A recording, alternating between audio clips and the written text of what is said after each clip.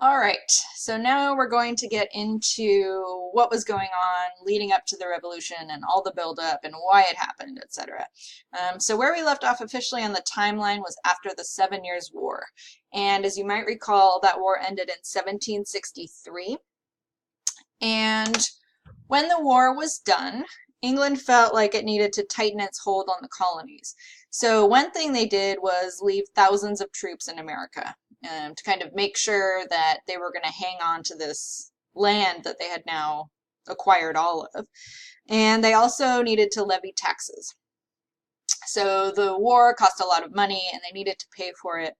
And so England was thinking, like, obviously the colonies would pay for this war because the colonies were the ones that benefited. And so that was certainly a thing that upset people who were living in these 13 colonies. So remaining troops and taxes, those initially made people upset. We also have the Royal Proclamation of 1763.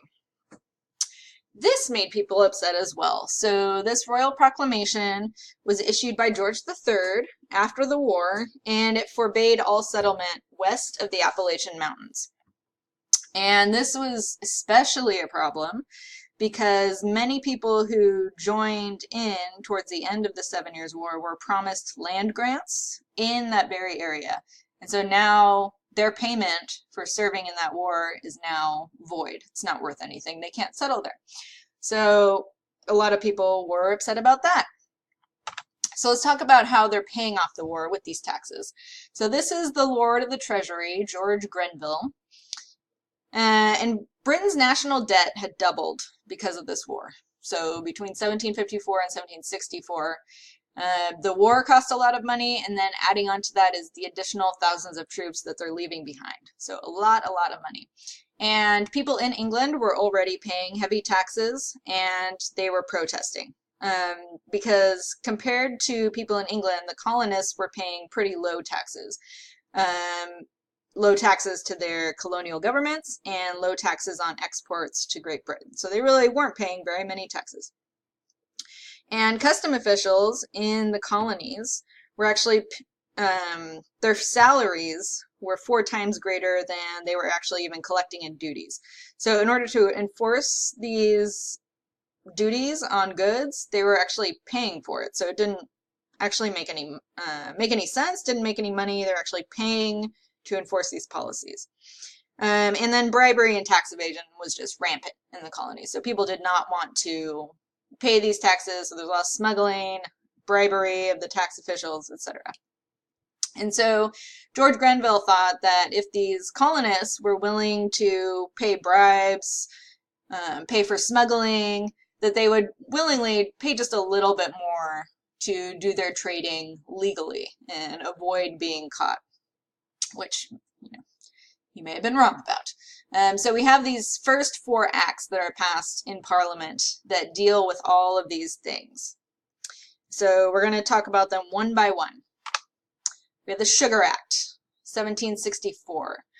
The Sugar Act actually lowered the tax on molasses, cut it in half. So it went from 6 pence down to 3 pence per gallon. But those taxes would be collected. So they weren't going to be able to get out of this with bribery and smuggling. There are going to be more officials. They're going to more tightly monitor the transactions. And violators who did not pay this tax would be tried in admiralty courts. And I want you to really pay attention to admiralty courts. That's a thing that really upsets colonists. Admiralty courts take away trial by jury. Okay? So really pay attention to that. But the lowering of the tax is also important. And if you're not quite sure, like, why are we focusing on molasses here? Why is molasses get a whole act of its own? Molasses is what you use to make rum, and rum was very popular, so it got its own act. Okay, so that's the first one, Sugar Act. Next one was the Currency Act. So the Currency Act, again, 1764, prohibited colonies from making any paper money that they produced legal tender. So basically they could not pay off any British debt with their paper money. And this wasn't too big of a deal. These laws had already existed in Rhode Island, Massachusetts, New Hampshire, Connecticut. So this was just extending to all colonies. They couldn't pay their debts with colonial paper money. Okay, so next on is 1765. We have the Quartering Act, which stated that the colonies needed to provide accommodations for British troops. This does not mean troops are going to be living in people's homes. This means the colonies need to pay for barracks to house British troops. This will change, but for now, this just means needing to provide barracks. Okay? And then this fourth, early on, is the Stamp Act, which I bet you've heard of. The Stamp Act taxed all sorts of things: legal documents, customs papers, newspapers, almanacs, college diplomas, playing cards, dice, etc. Lots and lots of things. All of these items needed to have a stamp on them, so you could not purchase one of these without the stamp on it, and that was to prove that the tax was paid. There are certain items like this still, like cigarettes, for example, have like a little stamp on them to show that a tax was paid. So all items needed a stamp. Violators, again, would be tried in admiralty courts. This is very important. Admiralty courts, which means, again, no trial by jury. And the English really didn't think this one was that big of a deal because they'd been paying a similar tax for almost 100 years. So the fact that this would upset anyone was a little bit shocking. But as we know, it does upset people. Okay, so those are the first 4 acts. And they took place in 1764 and 65, right after the war.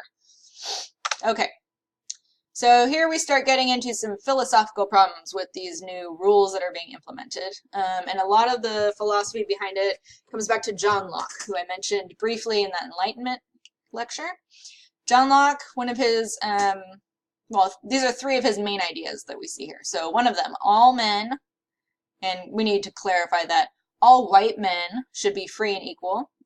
So, obviously, monarchs in this case is what he's referring to. Monarchs are not special. God did not choose them. All, monarchs are the same as, Joe, who's out working in the field right now. But John Locke was heavily racist, so also sexist. So let's not get to thinking that he's for equality in any way. Just for white men. All white men should be free and equal. He also stated that all people, again, all white men, have the right to life, liberty, and property. And given those things, that everyone, and by everyone, again, all white men, given that all white men should be free and equal, they should all have access to life, liberty, and property, they should still be willing to transfer some of their rights to a government. So invest some taxes, invest some of their time, whatever. Transfer some of that to a government that's going to make sure that society is running properly. So what did these philosophical ideas mean for the colonies? Well, for one, it meant that people should not be taxed without the consent of their elected officials. So these 4 acts that have gone through, there was not an elected official from the colonies over there making this decision. So that rubbed them the wrong way. Next, people should have trial by jury. And that was being taken away with the admiralty courts. So people start really looking to John Locke to solve some of their problems. And classical republicanism is another term that sort of becomes popular. And basically that meant that all rulers needed to be watched because they would go on a power trip. So the King of England, for example, he was on a power trip, his ministers were on a power trip, they weren't doing the right thing. So rulers need to be watched more carefully and held more accountable. All right, moving along. Resistance. So let's talk about that. Patrick Henry, who you may have heard of, he was the one who said, allegedly, give me liberty or give me death. He led these Virginia Resolves, where they determined, this board of men determined that the sole right to tax the colonies rested with the elected representatives of the colonies. So only the colonies could tax the colonies. And other colonies joined in. By 1765, 9 other colonies joined in New York to petition the king and Parliament to repeal both the Sugar and the Stamp Acts. And if you go back and look, the Sugar and the Stamp Acts, those involved taxes, and they both took away trial by jury. So those were the big offending acts. Colonial leaders went around discussing this petition, getting popular support throughout the colonies, just, to show the king and to show Parliament that everybody was upset with this. They got merchants to stop importing British goods. This is kind of where the Sons and Daughters of Liberty are born, is out of this initial movement. And they largely consisted of wealthy white people. Lawyers, excuse me, merchants, artisans, and they started organizing the lower classes against England. Mobs would burn effigies of stamp distributors, they would insult them, demolish their homes and offices. They actually went and destroyed the home of the Lieutenant Governor of Massachusetts, Thomas Hutchinson. And then in this first round of boycotting and harassment, most stamp distributors resigned. So this was an effective way to start resisting. So there is a repeal, and Grenville was replaced. George III, sort of done with Grenville, replaced him, and his replacement repealed the Stamp Act in 1766. And this sort of cemented the colonial stance that Parliament did not have the right to tax the colonies. If you complain about something and then you end up getting your way on it, that lets you know that, oh, my complaint was justified. So that sort of cemented that. And even though they did repeal the Stamp Act, Parliament went ahead and passed this Declaratory Act, which is sort of an immature move. The Declaratory Act basically said that Parliament has the power to make laws for the colonies in all cases whatsoever. Really got something in my throat. So we're going to repeal this one act, but just so you know, we can do whatever we want to you at any time. It's kind of a BS thing to do. All right, and then we have the Townshend Acts in 1767, which is very similar to the Stamp Act. It taxed some random items: lead, paint, paper, glass, and tea that were imported from Britain. So only these items from Britain.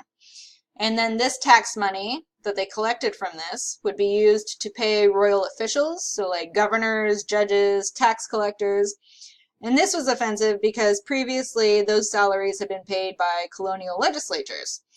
So they felt like they had some leverage or power over these officials, but now they weren't in control of paying them. So the crown took that over. And then on top of that, they established 3 more admiralty courts and more customs officials. This was offensive on several different levels, right?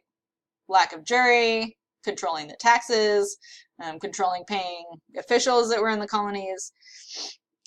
So we have some more resistance after these Townshend Acts.